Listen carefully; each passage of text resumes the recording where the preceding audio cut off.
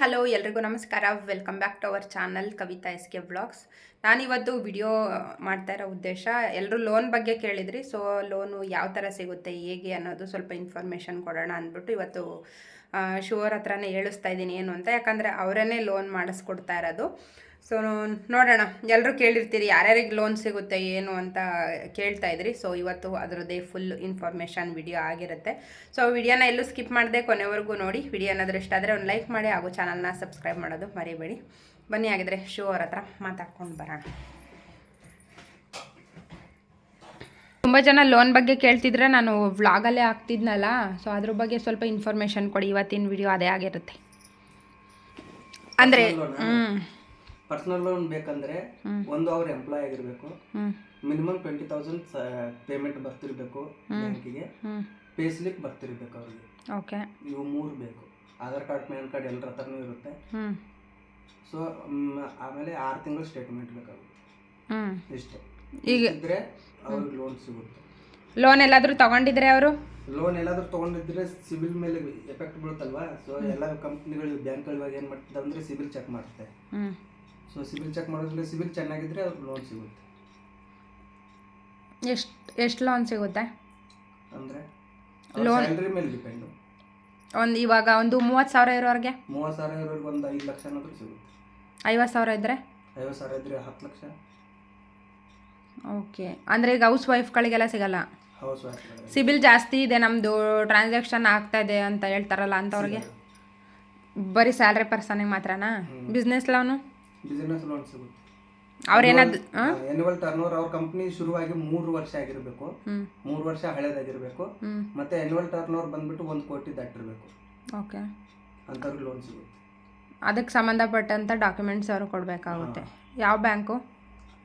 IDFC bank. Car loan, bike loan, home loan ಇದೆಲ್ಲ ಸಿಗುತ್ತಾ?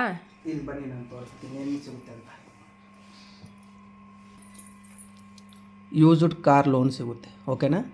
Use ಆಗಿರುವಂಥ ಕಾರ್ ಮೇಲೆ ಏನಾದರೂ ಲೋನ್ ತೊಗೋಬೇಕಂದ್ರೆ ಅವ್ರಿಗೂ ಲೋನ್ ಸಿಗುತ್ತೆ. ಸರಿನಾ? ಪರ್ಸನಲ್ ಲೋನ್ ಸಿಗುತ್ತೆ, ಬಿಸ್ನೆಸ್ ಲೋನ್ ಸಿಗುತ್ತೆ, ಪ್ರಾಪರ್ಟಿ ಮೇಲೆ ಲೋನ್ ಬೇಕಿದ್ದರೂ ಅದು ಕೂಡ ಸಿಗುತ್ತೆ. ಓಕೆ, ಸರಿ.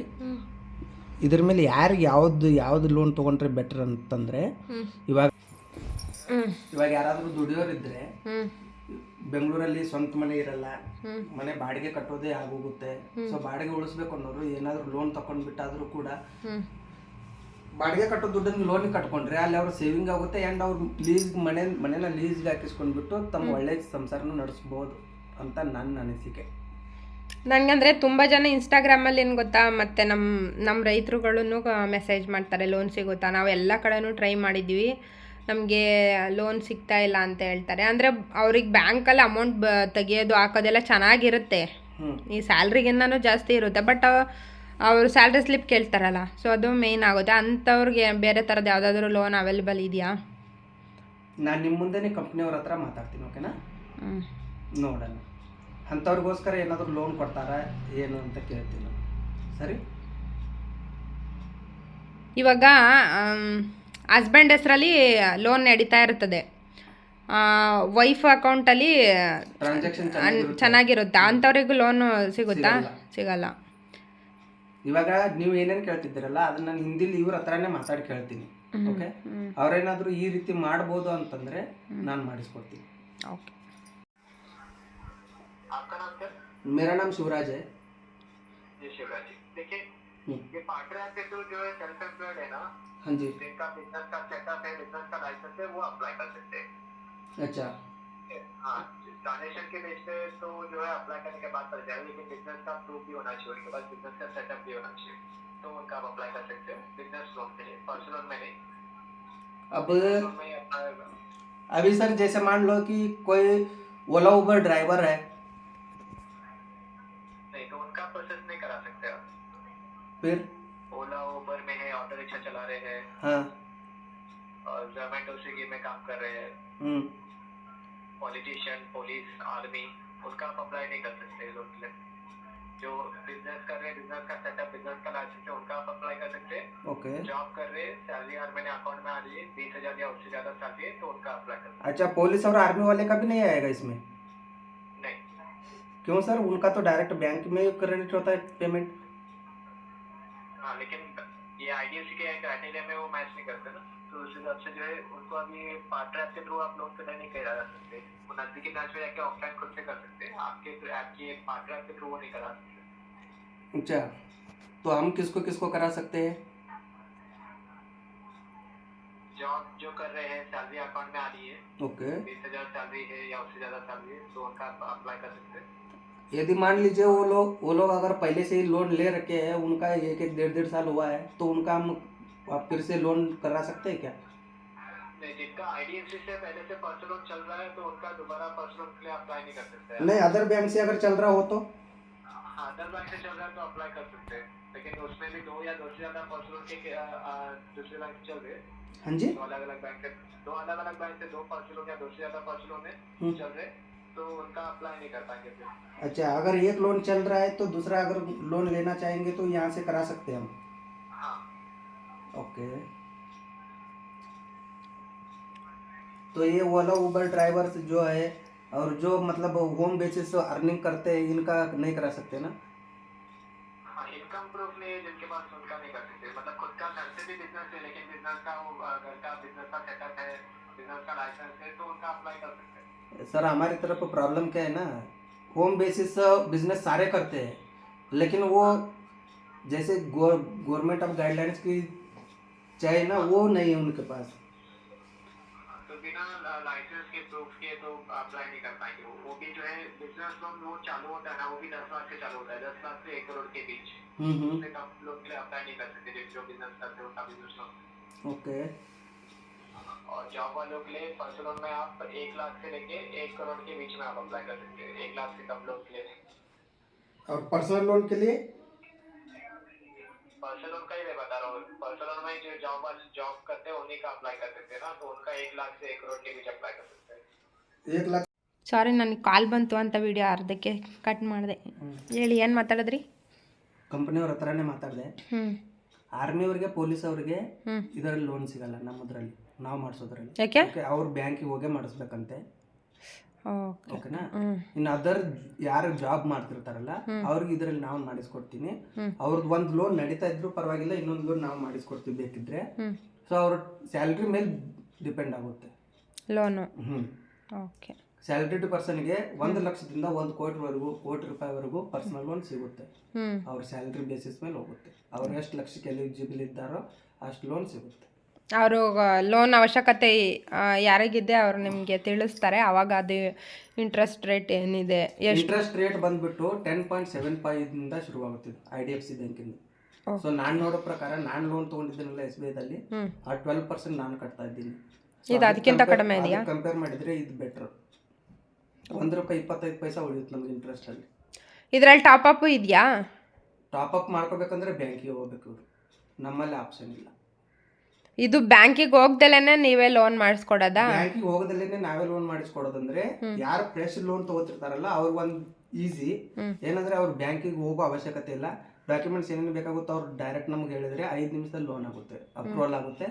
ಆ್ಯಂಡ್ ಅದು ಅವರು ಲೋನ್ ತೊಗೊಳ್ಳೋಂಥ ಎಲಿಜಿಬಿಲಿಟಿ ಇದ್ರಂದರೆ ನಾವು ಅವ್ರಿಗೆ ವಿತಿನ್ 1 ಅವರಲ್ಲಿ ಲೋನ್ ಮಾಡಿಸ್ಕೊಡ್ತೀವಿ. ಓಕೆ. ನೆಕ್ಸ್ಟ್ ಏನೇನೋ ಕ್ವಶನ್ ಕೇಳಿದ್ರು, ಮರ್ತೇ ಹೋಗುತ್ತೆ ನನಗೆ.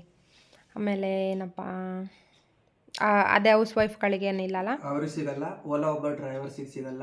ಓಕೆ. ಆಮೇಲೆ ಯಾರಾದರೂ ಬಿಸ್ನೆಸ್ ಮಾಡ್ತಿದ್ರೆ ಅವ್ರ ಲೈಸೆನ್ಸ್ ತೋರಿಸ್ಬೇಕು. ಅದೇ ಬಿಸ್ನೆಸ್ ಪ್ರೂಫ್ ಬೇಕೇ ಬೇಕು. ಬಿಸ್ನೆಸ್ ಪ್ರೂಫ್ ಬೇಕು. ಇವಾಗ ನಾವು ಮನೆಯಿಂದನೇ ಬಿಸ್ನೆಸ್ ಮಾಡ್ತಿದ್ದೀವಿ ಅಂತಂದ್ರೂ ಕೂಡ ಲೋನ್ ಸಿಗಲ್ಲ.